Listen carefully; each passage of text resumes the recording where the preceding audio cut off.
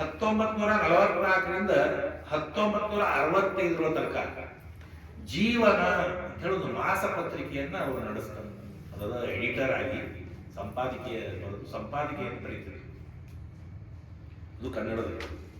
ಮತ್ತು ಕೆಲವೊಂದು ಕಾವ್ಯ ಸಂಕಲನಗಳು ಅವುಗಳನ್ನು ಅವರು ಬರೀತಾರೆ. 1922 ಭಿನ್ನ ಮನವಿ ಅನ್ನೊಂದು ಕಾವ್ಯ ಬರೀತಾರೆ. 1924 ಅರುಣ ಅನ್ನೊಂದು ಕಾವ್ಯ ಬರೀತಾರೆ. 1930 ತಾವರೆ ಅಂತ ಬರೀತಾರೆ. 1969 ಸಂಕ್ರಾಂತಿ. 1944 1953 5 ಭಾಗದಲ್ಲಿ ನವರಾತ್ರಿ ಬರೀತಾರೆ. ಚಲವು, ಸುನೀತ, ಮಲಾರ ಇಂಥ ಎಲ್ಲ ಗ್ರಂಥಗಳನ್ನ ಅವರು ಬರೆದಿದ್ದಾರೆ.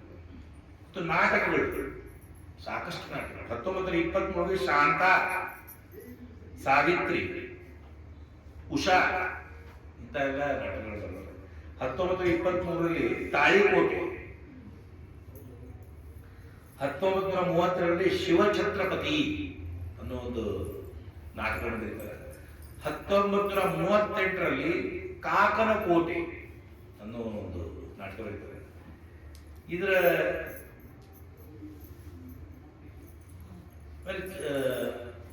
ಮಹಾರಾಜ ಅಂತ ಬರೀತಾರೆ. ಚಂಡಮಾರುತ, ದ್ವಾದಶ ಯಾತ್ರೆ, ಶೇಕ್ಸ್ಪಿಯರ್ ಬಗ್ಗೆ ಶೇಕ್ಸ್ಪಿಯರ್ ದೃಶ್ಯಗಳು 1, 2, 3 ಬರೀತಾರೆ. ಆಮೇಲೆ ಪುರಂದರದಾಸರ ಬಗ್ಗೆ ಬರೀತಾರೆ. ಕನಕದಾಸರ ಬಗ್ಗೆ ಕನಕಣ್ಣ ಅಂತ. ಕಾಳಿದಾಸ, ಅಜ್ಜನ ದಾರಿ, ಭಟ್ಟರ ಮಗಳು, ವಿಮಲಾ ಮರಿಯಾ ಪುಸ್ತಕ ಬರೀತಾರೆ. ಆಮೇಲೆ ಬಾನುಲಿ ದೃಶ್ಯಗಳು ಇವನ್ನೆಲ್ಲ ಬಗ್ಗೆ ಸಂಕಲನಗಳು ಮಾಡಿದ್ದಾರೆ. ಮತ್ತು ಅನೇಕ ಪ್ರಬಂಧಗಳನ್ನು ಬರೆದರು. 1930 ಕನ್ನಡದ ಸೇವೆ ಪ್ರಬಂಧ ಬರೆದರು. 1928 1939 4 ಸಂಪುಟದೊಳಗ ವಿಮರ್ಶೆ ಬರೆದರು. 1931 ಜನತೆಯ ಸಂಸ್ಕೃತಿ, 1930 ಜನಪದ ಸಾಹಿತ್ಯ, 1979 ಆರಂಭದಲ್ಲಿ ಆಂಗ್ಲ ಸಾಹಿತ್ಯ. ಇಷ್ಟೆಲ್ಲ ಕಥೆಗಳನ್ನ ರಚನೆ ಮಾಡಿದ್ದಾರೆ. ಮತ್ತು ನೀಳಗತೆಗಳು, ದೊಡ್ಡ ದೊಡ್ಡ ಕಥೆಗಳು. 1922 ಸುಬ್ಬಣ್ಣ ಬರೆದರು. 1976 ಶೇಷಮ್ಮ ಬರೆದರು. ಇನ್ನು ಅವರ ಮಹತ್ವದ ಅವರ ಹೆಸರಿಗೆ ನಾವು ಏನಂತ ಕರಿತೀವಿ, ಸಣ್ಣ ಕಥೆಗಳ ಜನಕ ಅಂತ ಕರೀತಾರೆ. ಆಮೇಲೆ ಕನ್ನಡ ಕಥಾ ಬ್ರಹ್ಮ ಅಂತ ಒಂದು ಹೆಸರು. ಮತ್ತು ಕಥೆಗಳ ಪಿತಾಮಹ, ಸಣ್ಣ ಕಥೆಗಳ ಪಿತಾಮಹ, ಕಥೆಗಾರ ಅಣ್ಣ ಹೀಗೆಲ್ಲ ಅವ್ರಿಗೆ ಕರಿತೀವಿ. ಅಷ್ಟು ಕಥೆಗಳನ್ನ ಅವ್ರು ಬರ್ತಾರೆ. ಒಂದೇದ್ದು ಅಂತರಗಂಗೆ. ಇದು ವೇದಗಳಿಂದ ಹಿಡ್ಕೊಂಡು ಇಲ್ಲಿವರೆಗೂ ಹೆಂಗ ಭಾರತೀಯ ಸಂಸ್ಕೃತಿ ಬೆಳ್ಕೊಂಡು ಬಂದದ ಅಂತ ಹೇಳಿ ಅಂತರಗಂಗೆ ಅಂತ ಪುಸ್ತಕ ಬರೆದವರು. ಒಬ್ಬ ಪ್ರಶ್ನೆ ಕೇಳಿದ ಅವನು ಹುಡುಗ, ಭಾರತೀಯ ಸಂಸ್ಕೃತಿ ಏನ್ರಿ ಅಂತ ಇನ್ನೇನೋ 4-5 ಪ್ರಶ್ನೆ ಕೇಳ್ಬಿಟ್ಟ. ಅದಕ್ಕೆ ಉತ್ತರವಾಗಿ ಒಂದು ಪುಸ್ತಕ ಬರೆದಿದ್ರು. ತಗೋ ಈ ಪುಸ್ತಕ ಓದು ಹೇಳಿ ನಾವು ಕೇಳಿದ ಪ್ರಶ್ನೆ. ಹಿಂಗ ಅಂತರಗಂಗೆ ಅಂತ ಹೇಳಿ ಒಂದು ಪುಸ್ತಕವನ್ನ ಬರೀತಾರೆ. ಬಹಳ ಒಳ್ಳೆ ಪುಸ್ತಕ ಅಂತರಗಂಗೆ. ನಂತರ ಕಾಕನಕೋಟೆ. ಇದು ಅವರ ಜೀವನದಲ್ಲಿ ಒಂದು ಒಳ್ಳೆ ನಾಟಕ. ಇದು ಕಾಲೇಜ್ ವಿದ್ಯಾರ್ಥಿಗಳಿಗೆ ಪುಸ್ತಕ ಆಗಿ ಬರ್ತಿತ್ತು. BA MA ಹುಡುಗರಿಗೆ ಕಾಕನಕೋಟೆ ನಾಟಕ ಬರ್ತಿತ್ತು. ಇದು ಒಂದು ಕಾಡಿನ ಜನರ ಸಂಸ್ಕೃತಿಯ ಒಂದು ಜೀವನ ಶೈಲಿ ಬಗ್ಗೆ ಇರುವಂತಹ ಒಂದು ವೇಷಭೂಷಣ ಅವ್ರದ್ದು ಬಗ್ಗೆ ಬರೆದಂಥದ್ದು. ಕಾಕ ಅನ್ನೊಬ್ಬ ಅಡಿಯ ಮುಖ್ಯಸ್ಥ ಕಾಕ ಅಂತ. ಮತ್ತು ಹೆಗ್ಗಡೆ ಮತ್ತು ಕರ್ಣಿಕರು ಅವರು ರಾಜ್ಯದ ಕೆಲವೊಂದು ಕಾಣಿಕೆಗಳನ್ನ ಕೊಡ್ತಿದ್ರು. ಅದನ್ನ ಕಾಕ ಭ್ರಷ್ಟಾಚಾರ ಮಾಡ್ತಿದ್ದ, ಸ್ವಂತ ಉಪಯೋಗಿಸ್ಕೊತಿದ್ದ ಕಾಕ. ಆಗ ಅವರೆಲ್ಲ ಕೂಡಿ ರಾಜನಿಗ ತಿಳಿಸಿ ಅವನ ವಿರುದ್ಧವಾಗಿ ಒಂದು ಪಡೆ ಕಟ್ತಾರ. ಅದ ಕಾಕನ ಕೋಟೆ ಅಂತ ಹೇಳಿ ಒಳ್ಳೆ ಅದು ಮುಂದೆ ಪಿಕ್ಚರ್ ಕಾಕನ ಕೋಟೆ. ಇದೇ ಒಂದು ಕಥಾವಸ್ತು. ಮತ್ತು ಮೊಲ್ಲೆ ಅಂತ ಹೇಳ್ಬೇಕಿದ್ದಾರ ಅವರ ಪ್ರೇಮ ಪ್ರಸಂಗಗಳನ್ನೆಲ್ಲ ಅದರ ಚಿಂತನೆ ಮಾಡ್ತಾರೆ. ಈ ಥರ ಕಾಕನ ಕೋಟೆಯ ಇದು ಸಹಿತ ಸಾಕಷ್ಟು ರಂಗಭೂಮಿಯೊಳಗ ಒಂದು ದೃಶ್ಯಗಳು ನಡೆದು CR ನಡೆಸ್ಯಾರ. ಮತ್ತು ಬೇರೆ ಬೇರೆ ಸರದೇಶ್ ಪಾಂಡೆಯವರು ಮಾಡಿದ್ರು ನಿಂತ್ಕೊಂಡು ಕಾಕನ ಕೋಟೆ. ಅಷ್ಟು ಫೇಮಸ್ ಮಾಸ್ತಿಯವರು ಬರುತ್ತ. ಮತ್ತು ಅದೇ ತರ ಕೆಲವೊಂದು ಕಥೆಗಳನ್ನು ಬರೀತಾರ. ರಂಗನ ಮದುವೆ, ಮಾತುಗಾರ ರಾಮ, ನಿಜಗಲ್ಲಿನ ರಾಣಿ, ಕಾಮನ ಹಬ್ಬ, ಮೊಸರಿನ ಮಂಗಮ್ಮ, ಜೋಗ್ಯ ರಂಜಪ್ಪನ ಕೋಳಿ ಕತೆ ಇಂಥವೆಲ್ಲ ಬರೀತಾರೆ. ಆಮೇಲೆ ವೆಂಕಟಶಾಮಿಯ ಪ್ರಣಯ, ಕಲ್ಮಾಡಿಯ ಕೋಣ, ಈ ತರ ಸಣ್ಣ ಸಣ್ಣ ಕಥೆಗಳನ್ನ ಬಹಳ ಚಂದಾಗಿ ಬರೆದರು. ಅದನ್ನ ನಾವು ಒಂದ್ಸಲ ಓದ್ಲಿಕ್ಕೆ ಪ್ರಾರಂಭ ಮಾಡಿದ್ರೆ ಪುಸ್ತಕ ಮುಗಿಯೋ ತನಕ ಓದ್ಬೇಕು. ಅಷ್ಟರ ಮಟ್ಟಿಗೆ ಬಿಟ್ಟು ಎಲ್ಲೂ ಊಟನೂ ಬೇಡ, ನಿದ್ದೆನೂ ಬೇಡ, ಏನು ಬೇಡ, ಪುಸ್ತಕ ಮುಗಿಸೋ ತನಕ ನಾವು ಓದ್ಬೇಕು ಅನ್ಸ ಹಂಗೆಲ್ಲ ಬರೆದಾರ. ಮತ್ತು ಕೆಲವೊಂದು ಅವ್ರ ಪುಸ್ತಕಗಳು ಇಂಗ್ಲಿಷು, ತಮಿಳು, ತೆಲುಗು, ಮಲಯಾಳಂ, ಮರಾಠಿ, ಜರ್ಮನ್ ಭಾಷೆಯೊಳಗ ಅನುವಾದ ಆಗಿದೆ. ಕುರುಡರಿಗೆ ಬ್ರೇಲ್ ರೀತಿ ಆವೃತ್ತಿಗೆ ಅವ್ರ ಕಾದಂಬರಿಗಳು, ಕಥೆಗಳು ಕುರುಡರಿಗೆ ಹಿಡ್ಕೊಂಡಿಟ್ಟು ಮಾಸ್ತಿ ಅವ್ರದ್ದು ಓದಿದ್ರು. ಅಷ್ಟರ ಮಟ್ಟಿಗೆ ಅವ್ರದ್ದು ಫೇಮಸ್ ಕಥೆಗಳು ಆಗಿದೆ. ಮತ್ತು ಸಣ್ಣ ಕಥೆಗಳು 12ರಿಂದ 13 ಸಂಯುಕ್ತ ಸಂಪುಟಗಳು ಅವರಿಗೆ ಕೇಂದ್ರ ಸಾಹಿತ್ಯ ಅಕಾಡೆಮಿ ಪ್ರಶಸ್ತಿಯನ್ನ ಕೊಡ್ತು. ಮತ್ತು ಗುರುದಕ್ಷಿಣೆ ಅನ್ನೋ ಕಥೆಯನ್ನು ಬರೆದರು. ಸಾಕಷ್ಟು ಕಥೆಗಳನ್ನು ಬರೆದರು. ಇನ್ನ ಕೊನೆಯ ಅಂತಂದ್ರೆ ಪ್ರಶಸ್ತಿಗಳು ಅವರ ಜೀವನದಲ್ಲಿ. ಜ್ಞಾನಪೀಠ ಪ್ರಶಸ್ತಿ, ಇದಂತೂ ನಮಗೆಲ್ಲ ಗೊತ್ತದು, ಜ್ಞಾನಪೀಠ ಪ್ರಶಸ್ತಿ. ಮತ್ತು 2 ಕಡೆಯಿಂದ ಡಾಕ್ಟರ್ ಆಫ್ ಲಿಟ್ರೇಚರ್, ಒಂದು KUD ಸಿಕ್ತು, ಕರ್ನಾಟಕ ಯೂನಿವರ್ಸಿಟಿ ಧಾರವಾಡ, ಇನ್ನೊಂದು ಮೈಸೂರು ಯೂನಿವರ್ಸಿಟಿ. ಹಿಂಗ 2 ಯೂನಿವರ್ಸಿಟಿಯಿಂದ ಅವರಿಗೆ. ಆಮೇಲೆ ಪದ್ಮಭೂಷಣ ಪ್ರಶಸ್ತಿ ಸಿಕ್ತು. ಮತ್ತು ಸಾಹಿತ್ಯ ಅಕಾಡೆಮಿ ಪ್ರಶಸ್ತಿ. ಆಮೇಲೆ 1929ರಿಂದ ಬೆಳಗಾವಿ ಕನ್ನಡ ಸಾಹಿತ್ಯ ಸಮ್ಮೇಳನದ ಅಧ್ಯಕ್ಷತೆಯಲ್ಲಿ ಪ್ರಶಸ್ತಿ. ಮೈಸೂರು ಮಹಾರಾಜರದ್ದು ರಾಜ ಸೇವಾ ಪ್ರಸಕ್ತ ಗೌರವ, ಅದಕ್ಕೆ ಒಂದು ಪ್ರಶಸ್ತಿ ಇತ್ತು. ಈ ತರ ಸಾಕಷ್ಟು ಪ್ರಶಸ್ತಿಗಳು ಅವರ ಹುಡುಗಿಯರಿಗೆ. ಮತ್ತು ಅವರ ಒಂದು ನುಡಿ ನಾವು ಹೇಳಬೇಕು, ಬೇರೊಬ್ಬರ ಶ್ರೇಯಸ್ಸನ್ನು ಎಷ್ಟು ಹೆಚ್ಚಾಗಿ ನೀವು ಬಯಸುತ್ತೀರೋ ಅಷ್ಟರ ಮಟ್ಟಿಗೆ ನಿಮ್ಮ ಬಾಳು ಸಾರ್ಥಕವಾಗುತ್ತದೆ. ಇದು ಅವರ ಒಂದು ನುಡಿ. ಬೇರೊಬ್ಬರ ಶ್ರೇಯಸ್ಸನ್ನು ಎಷ್ಟು ಹೆಚ್ಚಾಗಿ ನೀವು ಬಯಸುತ್ತೀರೋ ಅಷ್ಟರ ಮಟ್ಟಿಗೆ ನಿಮ್ಮ ಬಾಳು ಸಾರ್ಥಕವಾಗುತ್ತದೆ. ಈ ತರ ಅವರು ಜೀವನ ಒಂದು ಆದರ್ಶ ಜೀವನ. 1986 95 ವರ್ಷ ಅವರು ಒಂದು ಸಾರ್ಥಕ ಜೀವನವನ್ನು ನಡೆಸಿದರು. ಅಂದ್ರೆ ಅವ್ರು ತೀರ್ಕೊಂಡ್ರು ಸಮಾಜದಲ್ಲಿ ಜನರಲ್ಲಿ ಜೀವಂತ ಆಗಿದ್ದಾರೆ, ಸತ್ರು ಸಹಿತ ಜೀವಂತ ಆಗಿದ್ದರು. ಅಷ್ಟರ ಮಟ್ಟಿಗೆ ಒಂದು ಸಾಹಿತ್ಯದ ಕೊಡುಗೆಯನ್ನು ಅವ್ರು ಕೊಟ್ಟರು. ಮತ್ತು ಅವರ ಮನೆಯನ್ನ ಗ್ರಂಥಾಲಯ ಆಗಿ ಮಾಡಲಾಗಿದೆ ಮಾಸ್ತಿ ಒಳಗೆ. ಸೊ ಹಿಂಗಾಗಿ ಅಲ್ಲಿ ಕಾಂಪಿಟೇಟಿವ್ ಎಕ್ಸಾಮು ಇವೆಲ್ಲ ಕಂಡಕ್ಟ್ ಮಾಡ್ತಾರೆ. ಸೊ ಇದು ಒಂದು ಮಾಸ್ತಿಯವರ ಒಂದು ಸಾರ್ಥಕ ಜೀವನವನ್ನ, ಅವ್ರದ್ದು ಸಾಗರದಂಥ ಒಂದು ಜೀವನದ ಅದರೊಳಗೆ ಒಂದೇನೋ ಒಂದು ಸಣ್ಣ ಪ್ರಮಾಣದ ನಾನು ಹೇಳಿದ್ದೀನಿ. ಇನ್ನೂ ಸಾಕಷ್ಟು ವಿಷಯಗಳು ಅವ್ರ ಬಗ್ಗೆ ಇರ್ತದೆ. ಸೊ ಅದನ್ನು ನೀವು ಅಭ್ಯಾಸ ಮಾಡಿದ್ರೆ ನಾನು ಅಭ್ಯಾಸ ಮಾಡ್ಬೇಕು ಸಾಕಷ್ಟು. ಸೊ ಅಷ್ಟರ ಮಟ್ಟಿಗೆ ತಿಳ್ಕೊಳ್ಳುವಂಥ ಒಂದು ಜೀವನ, ಒಂದು ಸಾರ್ಥಕ ಜೀವನ ಮಾಸ್ತಿಯವ್ರದ್ದಾಗಿದೆ. ಸೊ ಇಲ್ಲಿಗೆ ನನಗೆ ಇಲ್ಲಿ ಮಾತಾಡಲಿಕ್ಕೆ ಅವಕಾಶ ಕೊಟ್ಟಂಥ ಆದರಣೀಯ ಅರುಣ್ ರಾಜ್ಪುರ್ ಅವರು ಹಾಗೂ ಪ್ರೊಫೆಸರ್ ದತ್ತಪ್ರಸನ್ನ ಪಾಟೀಲ್ ಅವರು, ಜೋಶಿ ಅವರು ಮತ್ತು ಇನ್ನೂ ಅನೇಕರ ಪ್ರತ್ಯಕ್ಷ ಮತ್ತು ಪರೋಕ್ಷ ಬೆಂಬಲದಿಂದ ನನಗೆ ಅವಕಾಶ ಕೊಟ್ಟರು. ಹೀಗಾಗಿ ಇದು ಸಾಹಿತ್ಯ ಕಲಾ ವೇದಿಕೆ ಇವತ್ತು ಎಷ್ಟು ದಿನದಿಂದ ಒಳ್ಳೆಯ ರೀತಿಯಿಂದ ನಡ್ಕೊಂಡು ಡಾಕ್ಟರ್ ಗೋಡ್ಕಿಂಡಿ ಅವರು ಇದನ್ನು ಪ್ರಾರಂಭ ಮಾಡಿದರು. ಅವರು ಉದ್ಘಾಟನೆಯನ್ನು ಆಗ್ತದೆ. ಗೋಡ್ಕಿಂಡಿ ಡಾಕ್ಟರ್ ನಮಗೆಲ್ಲ ಗೊತ್ತು, ಒಳ್ಳೆ ಕೈಗುಣ ಅಂತಾರೆ. ಮತ್ತು ಇಲ್ಲೂ ಕೈ ಇಟ್ಟುವ ಅವರು ಇಲ್ಲೂ ಸಾರ್ಥಕರಾಗ್ಯದ, ಚೆನ್ನಾಗಿ ನಡ್ಕೊಂಡು ಹೋಗ್ಯದ. ಸೊ ಅಂಥ ಒಂದು ಸಾಹಿತ್ಯ ಕಲಾ ವೇದಿಕೆ ಇನ್ನೂ ಹೆಚ್ಚೆಚ್ಚು ಇಲ್ಲಿ ಜನರಿಗೆ ಅವಕಾಶ ಸಿಗುವಂಗಾಗಲಿ ಮತ್ತು ಹೆಚ್ಚೆಚ್ಚು ಬೆಳೀಲಿ ಮತ್ತು ಎಲ್ಲ ರೀತಿಯಿಂದ ಸಮಾಜದಲ್ಲಿರುವಂಥ ಪ್ರತಿಭೆಗಳನ್ನು ಸಾಮಾನ್ಯನಿರ್ಬೋದು, ಎಷ್ಟೋ ಜನ ಅವರು ಗಿಡದ ಹಿಂದಿನ ಕಾಯಿ ಅಂತ ಇರ್ತಾರೆ, ಅಂಥವ್ರನ್ನ ಗುರುತಿಸಿ ಇಲ್ಲಿ ಅವರಿಗೆ ಅವಕಾಶ ಕೊಟ್ಟು ಅಂಥ ಒಂದು ಪ್ರತಿಭೆಯನ್ನು ಬೆಳೆಸಲಿ ಅಂತ ಹೇಳಿ ಮತ್ತು ನಿಮ್ಮೆಲ್ಲ ಸಹಕಾರ ಕೊಟ್ಟದ್ದಕ್ಕೆ ನಾ ಎಲ್ಲರಿಗೂ ಧನ್ಯವಾದಗಳನ್ನು ಹೇಳಿ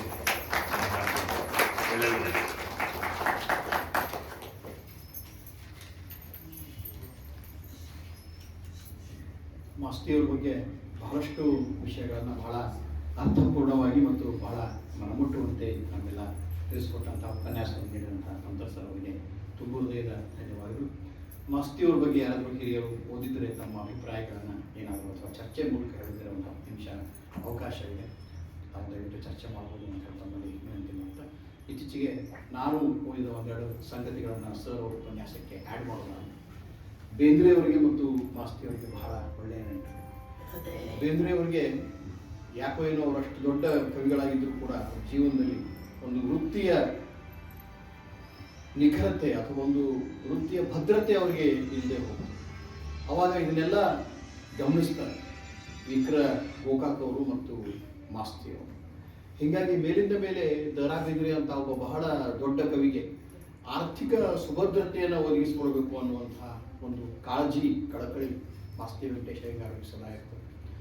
ಜೀವನ ಅನ್ನುವಂಥ ಒಂದು ಸಾಹಿತ್ಯ ಪತ್ರಿಕೆಯನ್ನು ಅವರು ಆರಂಭ ಮಾಡಿರ್ತಾರೆ. ಆ ಪತ್ರಿಕೆಯ ಸಂಪಾದಕರನ್ನಾಗಿ ಬೇಂದ್ರೆ ಅವ್ರನ್ನ ಮಾಡಿ, ಬೇಂದ್ರೆ ಅವರು ನಮ್ಮ ವಿದ್ಯಾದಾನ ಸಮಿತಿಯಲ್ಲಿ ಅವರು ಪ್ರೌಢಶಾಲೆಗೆ ರಾಜೀನಾಮೆಯನ್ನು ಕೊಟ್ಟು ಧಾರವಾಡಕ್ಕೆ ಹೋದ ನಂತರ ಅವರ ನರಬಲಿ ಎಂಬ ಕವಿತೆಗೆ ಇರೋದ್ರಿಂದ ಅವರನ್ನು ಬ್ರಿಟಿಷ್ ಸರ್ಕಾರ ಗೃಹಬಂಧನದಲ್ಲಿ ಇಡ್ತದೆ.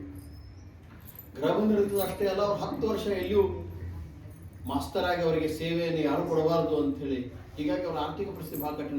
ಅವಾಗ ಆರ್ಥಿಕ ಸುಭದ್ರತೆಯನ್ನು ಒದಗಿಸಿಕೊಟ್ಟವರು ಮಾಸ್ತಿ ವೆಂಕಟೇಶ್. ಅವ್ರನ್ನ ಸದಾ ಬೇಂದ್ರೆ ಅವರು ತಮ್ಮ ಕೃತಿಗಳಲ್ಲಿ ನೆನೆಸ್ತಾರೆ. ನನಗೆ ನನ್ನ ಕಠಿಣ ಪರಿಸ್ಥಿತಿಯಲ್ಲಿ ನನ್ನ ಕೈ ಹಿಡಿದವರು ಯಾರಪ್ಪ ಅಂದರೆ ಮಾಸ್ತಿ ವೆಂಕಟೇಶ್ ಅಯ್ಯಂಗಾರ್ ಅಂತ. ಬಹಳ ಅಂತಃಕರಣ ಮತ್ತು ಕಕ್ಕುಲತೆಯ ವ್ಯಕ್ತಿ ಮಾಸ್ತಿ ವೆಂಕಟೇಶ್ ಅಯ್ಯಂಗಾರ್ ಆಗಿದ್ದಾರೆ. ಕೊಲ್ಲಾಪುರದಲ್ಲಿ ತಮ್ಮ ವೃತ್ತಿಯಿಂದ ನಿವೃತ್ತಿ ಹೊಂದಿ ವಾಪಸ್ ಧಾರವಾಡಕ್ಕೆ ಬರ್ತಾರೆ. ಅಲ್ಲಿ ಅವ್ರಿಗೇನು ಪರ್ಮನೆಂಟ್ ನೌಕರಿ, ಪೆನ್ಷನ್ ಅಂತ ಯಾವುದೇ ಇರೋದಿಲ್ಲ ಬೇಂದ್ರೆ ಅವರಿಗೆ. ಏನು ಮಾಡ್ಬೇಕಂತ ಅವ್ರು ಬಂದಾಗ, ಈಗ ತಾನೇ ಸರ್ ಹೇಳಿದಾಗೆ ಬಹಳ ದೊಡ್ಡ ಪೋಸ್ಟಲ್ಲಿ ಇರ್ತಾರೆ ನಮ್ಮ ಇವರು ಮಾಸ್ತಿ ವೆಂಕಟೇಶ್ ಅಯ್ಯಂಗಾರ್ ಅವರು, ವಿನಾಯಕ್ ಕೃಷ್ಣ ಗೋಕಾಕ್ ಅವರು ದೆಹಲಿಯ ಆಕಾಶವಾಣಿಗೆ ರೆಕಮೆಂಡೇಶನ್ ಮಾಡಿ, ಇಲ್ಲ ನೀವು ಧಾರವಾಡ ಆಕಾಶವಾಣಿ ಕೇಂದ್ರ ಪ್ರಾರಂಭ ಆಗಿರ್ತಾವಾಗ ಧಾರವಾಡ ಆಕಾಶವಾಣಿ ಕೇಂದ್ರಕ್ಕೆ ಅವರನ್ನು ಕಾಯಂ ಸಲಹೆಗಾರರನ್ನಾಗಿ ಮಾಡಿ ಅವರಿಗೆ ತಿಂಗಳ ಇನ್ಕಮ್ ಬರಬೇಕು. ಒಟ್ಟು ಬೇಂದ್ರೆ ಅವರು ಆರ್ಥಿಕವಾಗಿ ಅವ್ರಿಗೆ ಏನೂ ಸಮಸ್ಯೆ ಆಗಬಾರ್ದು ಅನ್ನೋ ರೀತಿಯಿಂದ ಅವರು ಜೀವನ ಪರ್ಯಂತ ಕಾಳಜಿ ಮಾಡಿದವರಂದರೆ ಮಾಸ್ತಿ ವೆಂಕಟೇಶ್ ಅಯ್ಯಂಗಾರ್ ಅವರು. ಈಗ ಅವರ ಒಂದು ಜೀವನದ ಅನೇಕ ಸಂಗತಿಗಳನ್ನು ಹೇಳ್ತಾ ಹೋದರೆ ಬಹಳ ದೊಡ್ಡ ಕೊಡುಗೆಯನ್ನು ನಮ್ಮ ಕನ್ನಡ ಸಾಹಿತ್ಯಕ್ಕೆ ಸಣ್ಣ ಕಥೆಗಳ ಮೂಲಕ, ನಮ್ಮ ಇಂಗ್ಲಿಷ್ ಸಾಹಿತ್ಯದಲ್ಲಿ ನಾವೆಲ್ಲ ಓ ಹೆನ್ರಿ ಅವರ ಬಗ್ಗೆ ಚರ್ಚೆ ಮಾಡ್ತೀವಿ.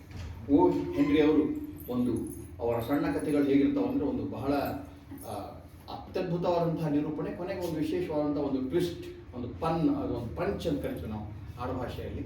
ಹಂಗೆ ನಮ್ಮ ಸರ್ ಹೇಳಿದರು, ಮಾಸ್ತಿಯವರ ಕಥೆಗಳು ಕೂಡ ಅಷ್ಟೇ ಒಂದು ಹೃದಯಸ್ಪರ್ಶಿ ಕಥೆಗಳ ಮೂಲಕ ನಮ್ಮ ಕನ್ನಡ ಸಾಹಿತ್ಯ ಲೋಕಕ್ಕೆ ಬಹುದೊಡ್ಡ ಕೊಡುಗೆಯನ್ನು ಮಾಸ್ತಿಯವರು ಕೊಟ್ಟಿದ್ದಾರೆ. ನಾವೆಲ್ಲ ಸ್ನೇಹಿತರು, ನಮ್ಮ ಸಾಹಿತ್ಯ ಕಲಾ ವೇದಿಕೆಯ ಎಲ್ಲ ಸ್ನೇಹಿತರು ಮಾಸ್ತಿ ವೆಂಕಟೇಶ್ ಅಯ್ಯಂಗಾರ್ ಅವ್ರ ಬಗ್ಗೆ ನಾವು ಚರ್ಚೆ ಮಾಡಬೇಕು ಅಂದಾಗ ಅದನ್ನು ಬಹಳ ಅಭ್ಯಾಸಪೂರ್ಣವಾದ ಉಪನ್ಯಾಸವನ್ನು ಸಂತೋಷ್ ಸರ್ ನೀಡಿದ್ದಾರೆ. ಅವರಿಗೆ ಮತ್ತೊಮ್ಮೆ ನಮ್ಮ ಎಲ್ಲ ಸಾಹಿತ್ಯ ಕಲಾ ಬಳಗದ ಪರವಾಗಿ ಅವರಿಗೆ ತುಂಬ ಹೃದಯದ ಮಾತುಗಳನ್ನು ಸೇರಿಸ್ತಾರೆ. ಎಲ್ಲರಿಗೂ ಶುಭ ಸಂಜೆ. ಇಷ್ಟೊತ್ತು ತನಕ ಗಿರೀಶ್ ಪಂತ್ ಸರ್ ಮಾಸ್ತಿ ವೆಂಕಟೇಶ್ ಅಯ್ಯಂಗಾರ್ ಅವ್ರ ಬಗ್ಗೆ ಬೆಳಕನ್ನು ತೋರಿಸಿದ್ರೆ ನಾವು ಬರೀ ಹೆಸರಷ್ಟೇ ಕೇಳಿದ್ವಿ, ಒಳಗೆ ಏನೇನು ಅದ ಅನ್ನೋದು ನಮಗೂ ಅಷ್ಟು ಈಗ ಗೊತ್ತಾಗಿರುತ್ತೆ.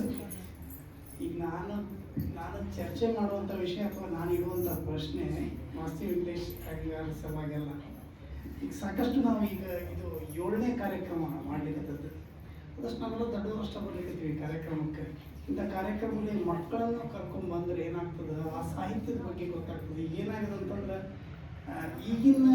ಈಗ ಏನು 10ನೇ ಅಥವಾ 12th ಸ್ಟ್ಯಾಂಡರ್ಡ್ ಆಗ್ಬೋದು, 8ನೇ ಪಠ್ಯಪುಸ್ತಕದೊಳಗೆ ಇದ್ದರೂ ಕೂಡ ಸಾಹಿತ್ಯದ ಬಗ್ಗೆ ಆಸಕ್ತಿ ಇಲ್ಲ ಮಕ್ಕಳಿಗೆ. ಒಂದು ಕಡೆ ಎಲ್ಲೋ ನಾವು ಎಲ್ಲಿ ಹೊಂಟಿವಿ ಅಂತ ಗೊತ್ತಾಗಿಲ್ಲ. ಈಗ ಆರ್ಟಿಫಿಷಿಯಲ್ ಇಂಟೆಲಿಜೆನ್ಸ್ ಬಂತು, ಎಲ್ಲ ಬಂತು, ಎಲ್ಲ ಸಿಗ್ತದೆ ಇಂಟರ್ನೆಟ್ನಾಗ. ಆದರೂ ಮಕ್ಕಳು ನಮ್ಮ ಸಾಹಿತ್ಯದ ಬಗ್ಗೆ, ನಮ್ಮ ಪರಂಪರೆ ಬಗ್ಗೆ, ನಮ್ಮ ಸಂಸ್ಕಾರದ ಬಗ್ಗೆ ಏನೂ ಅರ್ಥ ಮಾಡ್ಕೊಳ್ಳಾರ್ದ ಎಲ್ಲೋ ಒಂದು ಕಡೆ ಬೇರೆ ದಿಕ್ಕಿನೊಳಗೆ ಹೊಂಟದಲ್ಲ. ಅದಕ್ಕೆ ನನ್ನ ಕಳಕಳಿ ವಿನಂತಿ ಏನಂದ್ರೆ, ಇದು ತಿಂಗಳಿಗೆ ಒಂದು ಸರಿ ಆಗುವಂಥ ಕಾರ್ಯಕ್ರಮ. ಆ ಕಾರ್ಯಕ್ರಮ ಮಕ್ಕಳು ಕರ್ಕೊಂಬರ್ರಿ. ಮಕ್ಕಳು ಕರ್ಕೊಂಬಂದಾಗ ಮಕ್ಕಳು ನಮ್ಮ ಜೊತೆ ಹೆಂಗಂದ್ರೆ, ನಾವು ಈಗೆಲ್ಲ ಹೆಂಗಾಗ್ತದೆ, ನೀವು ಹೋಮ್ವರ್ಕ್ ಮಾಡ್ಕೊಂಡು ನಾ ಇಲ್ಲೊಂದು 2 ತಾಸು ಕಾರ್ಯಕ್ರಮ ಅದ ಹೋಗಿ ಬರ್ತೀನಿ, ದೇವಸ್ಥಾನಕ್ಕೆ ಬರ್ತೀವಿ, ದೇವಸ್ಥಾನಕ್ಕೆ ಕರ್ಕೊಂಡು ಹೋಗಿಲ್ಲ, ನೀವು ಹೋಮ್ವರ್ಕ್ ಮಾಡಿ, ನಾ ಇಲ್ಲೇ ಕಾಯಿ ಮಾಡಿಸ್ಕೊಂಡು ಬರ್ತೀನಿ, ನಮ್ಮ ಮಂಗಳಾರತಿ ಮಾಡಿಸ್ಕೊಂಡು ಬರ್ತೀನಿ.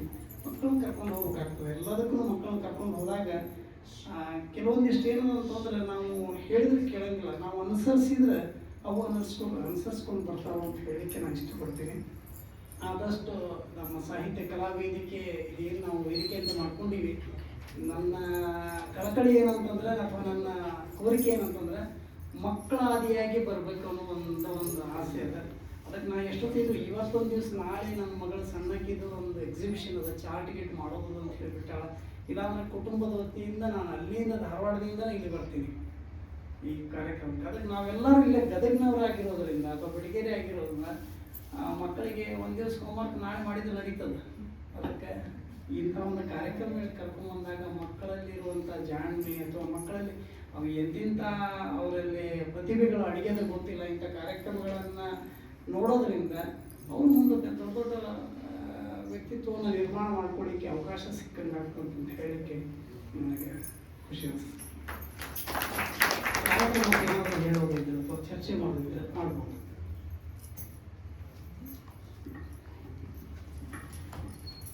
ಧನ್ಯವಾದಗಳು ಸರ್. ನಾವು ಬೇರೆ ಬೇರೆ ನಮ್ಮ ಕಾಲೇಜ್ಗಳಲ್ಲಿ ಅದ ಕಹಿ ಗುಳಿಗೆಗಳು ಅಂತ ಹೇಳಿ, ಮಗುಗೆ ಆರಾಮಿರಂಗಿಲ್ಲ, ಒಂದು ಕಹಿ ಗುಳಿಗೆ ಇರ್ತದೆ, ಮಕ್ಕಳು ನಾವಲ್ಲಪ್ಪ ಭಾಳ ಕಹಿ ಅದ ಗುಳಿಗೆ ತೊಗೊಳಂಗಿಲ್ಲ, ನಾವು ಮ್ಯಾಗ ಆರಾಮಿಲ್ಲ ನೀನು ತೊಗೊಳಬೇಕಪ್ಪ ಅಂಥೇಳಿ ನಾವು ಒತ್ತಾಯದಿಂದ ಕಹಿ ಗುಳಿಗೆಯನ್ನು ಕೊಡ್ತೀವಿ. ಅಂಥ ಒಂದು ಪ್ರಸಂಗ ಇವತ್ತಿನ ಸಂದರ್ಭದಲ್ಲಿದೆ. ಒಳ್ಳೆಯ ಸಾಹಿತ್ಯ ಮತ್ತು ಒಳ್ಳೆಯ ಸಂಗೀತ, ಸದಭಿರುಚಿಯ ಸಾಹಿತ್ಯ ಮತ್ತು ಒಂದು ಒಳ್ಳೆಯ ಸಂಗೀತವನ್ನು ಮಕ್ಕಳು ಕೇಳಿಲ್ಲ ಅಂತಂದ್ರೂ ಕೂಡ ನಾವು ಒತ್ತಾಯದಿಂದ ಆದರೂ ಕರ್ಕೊಂಡ್ಬಂದು ಒಂದು ಒಳ್ಳೆಯ ಸಂಸ್ಕಾರವನ್ನು ಕೊಡುವಂತಹ ನಿಟ್ಟಿನಲ್ಲಿ ಅವರನ್ನು ಮತ್ತೆ ನಾವು ಇಂಥ ಕಾರ್ಯಕ್ರಮಕ್ಕೆ ಕರ್ಕೊಂಡ್ಬರಬೇಕಾಗಿದೆ. ಒತ್ತಾಯದಿಂದ ಆದರೂ ಅವ್ರಿಗೆ ನಾವು ಒಮ್ಮೆ ಕೇಳಿಸಿದರೆ ಅದು ಒಂದು ರುಚಿ ಮತ್ತು ಸಾಹಿತ್ಯ ಮನುಷ್ಯನನ್ನು ಹೆಚ್ಚು ಸಂಸ್ಕಾರಯುತವಾಗಿ, ಹೆಚ್ಚು ಸೃಜನಶೀಲನಾಗಿ ಮಾಡುವಲ್ಲಿ ಬಹಳ ಬಹುದೊಡ್ಡ ಪಾತ್ರ ವಹಿಸ್ತದೆ ಅಂತ ಹೇಳಿ ಕೂಡ ನಾವು ಭಾವಿಸ್ತಾ ಇದ್ದೀವಿ. ಇಂಗ್ಲೀಷ್ ಮೀಡಿಯಮು, CBSE, ICSE ಈ ರೀತಿಯ ಶಿಕ್ಷಣದ ಪದ್ಧತಿಯಲ್ಲಿ ಅವರು ಕಳೆದುಕೊಂಡು ಹೋದಾಗ ಅವರಿಗೆ ನಮ್ಮ ಕನ್ನಡ ಸಾಹಿತ್ಯ, ನಮ್ಮ ಸಂಗೀತ, ನಮ್ಮ ಸಂಸ್ಕೃತಿಯ ಪರಿಚಯ ಇಂಥ ಕಾರ್ಯಕ್ರಮದಿಂದಲೇ ನಾವು ಮಾಡಿಕೊಡ್ಬೇಕು ಮತ್ತು ಭಾಳ ಒತ್ತಾಯದಿಂದಲೇ ಕರ್ಕೊಂಡ್ಬರಬೇಕು. ಆ ಹಿನ್ನೆಲೆಯಲ್ಲಿ ನಮ್ಮ ರವಿ ಸರ್ ಹೇಳಿದ್ದನ್ನು ನಾನು ಭಾಳ ಧನ್ಯವಾದ ಅರ್ಪಿಸ್ತಾ, ನಮ್ಮ ಮಧುವಂತಿ ಬಹಳ ಸುಂದರವಾಗಿ ಹಾಡುಗಳನ್ನು ಹಾಡ್ತಾರೋ, ಒಳ್ಳೆಯ ಭಾವಗೀತೆ, ಬೇಂದ್ರೆ ಮತ್ತು ಮಾಸ್ತಿಯವ್ರ ಬಗ್ಗೆ ಚರ್ಚೆ ಮಾಡ್ತಾ ಇದ್ವಿ. ಅದಕ್ಕೆ ಒಂದು ಒಳ್ಳೆಯ ಬೇಂದ್ರೆ ಅವರ ಭಾವಗೀತೆ HS ವೆಂಕಟೇಶಮೂರ್ತಿ ಅವರು ಭಾವಗೀತೆ ಇಷ್ಟು ಕಾಲ ಒಟ್ಟಿಗಿದ್ದ ಭಾಳ ಒಂದು ಸುಂದರವಾದಂತಹ ಗೀತೆ. HS ವೆಂಕಟೇಶಮೂರ್ತಿ ಅವರು ಇಷ್ಟು ಕಾಲ ಒಟ್ಟಿಗಿತ್ತು.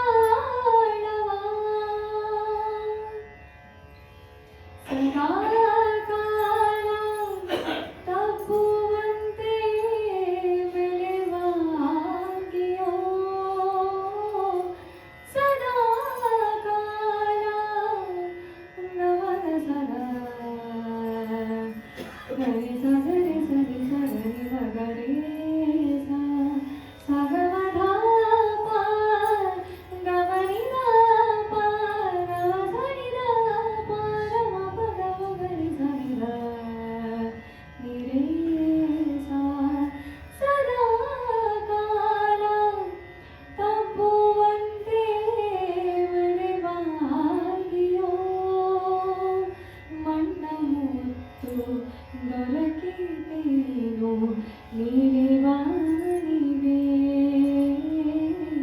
ಮಣ್ಣ ಮುತ್ತು ದೊರಕಿದೇನೋ ನೀಲಿವಾನಿಗೆ ಇಷ್ಟು ಕಾಲ ಹುಟ್ಟಿದ್ದು ಎಷ್ಟು ಬೇರೆತನು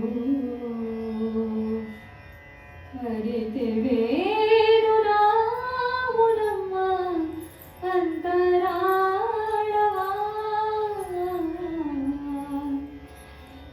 ಸಾವಿರಾರು ಮುಖದ ಚೆಲುವ ಹಿಡಿದು ತೋರಿಯೋ ಸಾವಿರಾರು ಮುಖದ ಚೆಲುವ ಹಿಡಿದು ತೋರಿಯೋ ಒಂದಾದರೂ ಉಳಿತೆ ಕನ್ನಡಿಯ ಪಾಲಿಗೆ ಒಂದಾದರೂ ಉಳಿತೆ ಕನ್ನಡಿಯ ಪಾಲಿಗೆ ಇಷ್ಟು ಕಾಲ ಹುಟ್ಟಿದ್ದು ಎಷ್ಟು ಬೇರೆತನು ಅರಿತೆವೇನು ನಾವು ನಮ್ಮ ಅಂತರಾಳವ ಅಂತರಾಳವ ಅಂತರಾಳವ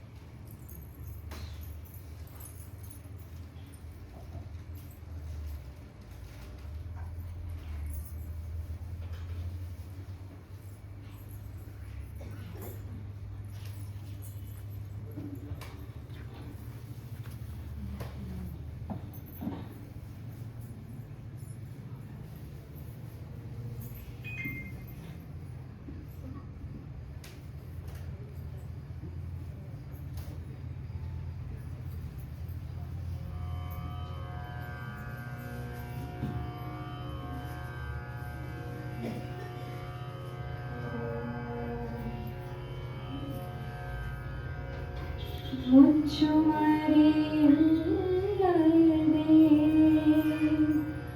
ನಿನ್ನ ಮುಂದೆಲ್ಲವನು ಬೆಚ್ಚಿಡುವೆ ಓ ಗುರುವೇ ಅಂತರಾತ್ಮ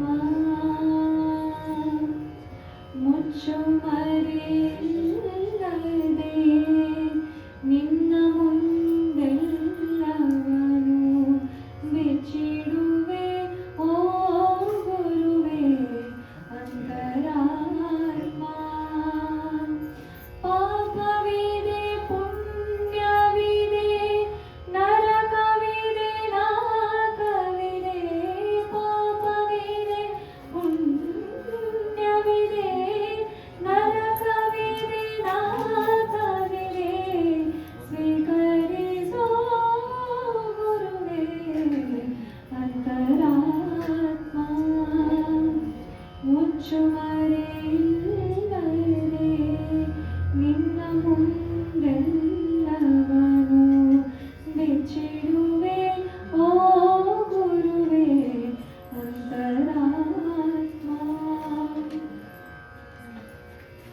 ರವಿಗೆ ಕಾಂತಿಯರಿವ ನಿನ್ನ ಕಂಡೀಕ್ಷಿಸಲು ಪಾಪದ ನುಳಿಯುವುದೇ ಪಾಪವಾಗಿ ರವಿಗೆ ಕಾಂತಿಯರಿವ ನಿನ್ನ ಕಂಡೀಕ್ಷಿಸಲು ಪಾಪದ ನುಳಿಯುವುದೇ ಪಾಪವಾಗಿ ಗಂಗೆ ತಾನೋದ್ಭವಿಪ ನಿನ್ನಡಿಯ ಸೋಂಕಿಗೆ ನರಕ ತಾನುಳಿಯುವುದೇ ನರಕವಾಗಿ ಮುಚ್ಚುಮರೆಯಿಲ್ಲದೆ ನಿನ್ನ ಮುಂದೆಲ್ಲವನು ಬಿಚ್ಚಿಡುವೆ ಓ ಗುರುವೇ ಅಂತರಾತ್ಮ.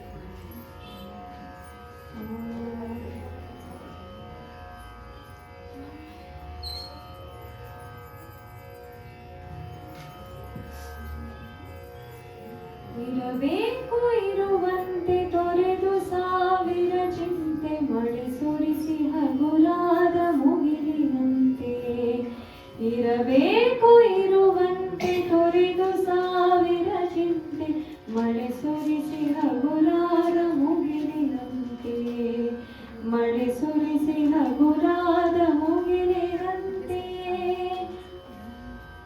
ತನ್ನೊಡಲ ತಾರೆಗಳ ಗುಡಿಸಿ ರಾಶಿಯ ಮಾಡಿ ಬೆಳಕಿನುಂಡೆಯ ಬಾಗಿ ಗುರುಳು ಬಿಟ್ಟು ತನ್ನೊಡಲ ತಾರೆಗಳ ಗುಡಿಸಿ ರಾಶಿಯ ಮಾಡಿ ಬೆಳಕಿನುಂಡೆಯ ಬಾಗಿ ಗುರುಳು ಬಿಟ್ಟು ಹೇಗೆ ಮರೆಯಾಗುವುದು ನಿರ್ಧರಿಕ ನಿಟ್ಟುರುಳು ಹೇಗೆ ಮರೆಯಾಗುವುದು ನಿರ್ಧರಿಕ ನಿಟ್ಟುರುಳು ಹಾಗೆ ಬಾಳಿಸು ಗುರುವೆ ಕರುಣೆ ಇಟ್ಟು ಹಾಗೆ ಬಾಳಿಸು ಗುರುವೆ ಕರುಣೆ ಇಟ್ಟು ತಾನು ಬಿಸಿಲಲ್ಲಿ ನಿಂತು ತನ್ನ ಬಳಿ ಬರುವವಗೆ ತಣ್ಣಗಿನ ಆಸರೆಯ ನೆರಳ ಕೊಟ್ಟು ತಾನು ಬಿಸಿಲಲ್ಲಿ ನಿಂತು ತನ್ನ ಬಳಿ ಬರುವವಗೆ ತಣ್ಣಗಿನ ಆಸರೆಯ ನೆರಳ ಕೊಟ್ಟು ಹೇಗೆ ಗೆಲುವಾಗುವುದು ಹಸಿರೆಲೆಯ ಹೊಂಗೆ ಮರ ಹಾಗೆ ಬಾಳಿಸು ಗುರುವೆ ಪ್ರೀತಿ ಇಟ್ಟು ಹಾಗೆ ಬಾಳಿಸು ಗುರುವೆ ಪ್ರೀತಿ ಇಟ್ಟು ಇರಬೇಕು ಇರುವಂತೆ ತೊರೆದು ಸಾವಿರ ಚಿಂತೆ ಮಳೆ ಸುರಿಸಿ ಹಗುರಾದ ಮುಗಿಲಿನಂತೆ ಮಳೆ ಸುರಿಸಿ ಹಗುರಾದ ಮುಗಿಲಿನಂತೆ ಮಳೆ ಸುರಿಸಿ ಹಗುರಾದ ಮುಗಿಲಿನಂತೆ.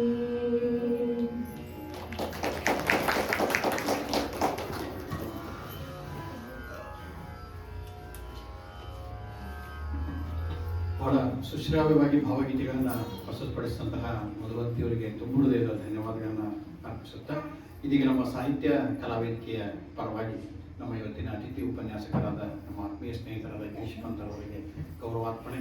ನಮ್ಮ ಸಾಹಿತ್ಯ ಕಲಾವೇದಿಕೆಯ ಹಿರಿಯ ಸದಸ್ಯರಾದ ಶ್ರೀ ವೆಂಕಟೇಶ್ ಗುಡಿಯವರು ಆಗಮಿಸಿ ಅವ್ರನ್ನ ಸನ್ಮಾನಿಸಿ ಅಭಿನಂದಿಸಬೇಕು, ಆಶೀರ್ವದಿಸಬೇಕಂತ ವಿನಂತಿ ಮಾಡ್ಕೊತಾ ಇದ್ದೀವಿ.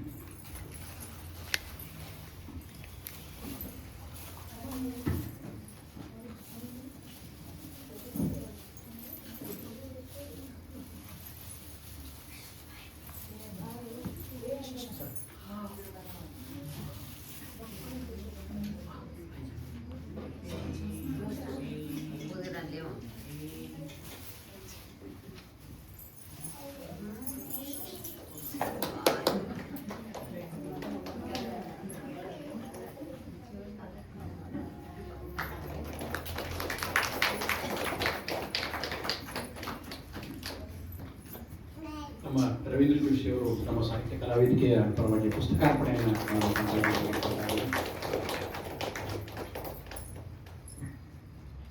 ರಾಜ್ ಪುರೋಹಿತ್ ಅವರು ನಮ್ಮ ಡ್ರೈ ಫ್ರೂಟ್ಸ್ ಕೊಡುಗೆಯನ್ನು ನೀಡಬೇಕಂತ ವಿನಂತಿ ಮಾಡ್ತಾ ಇದ್ದೀವಿ. ಧನ್ಯವಾದಗಳು ಸರ್. ನಮ್ಮ ಪಂತರ ಸರ್ ಹೇಳಿದ್ರೆ ನಮ್ಗೆ ಯಾವುದೋ ಸನ್ಮಾನ ಗಿನ್ಮಾನ ಮಾಡಿ ನಾವು ಬರಂಗಿಲ್ಲ ಅಂತ ಹೇಳಿ, ಈಗ ಸರ್ ನಮ್ಮ ಸುಮ್ಮನೆ ಸಾಂಕೇತಿಕವಾಗಿ ಇರ್ತಾ ಇದೇನು ಅಂತ ಹೇಳಿ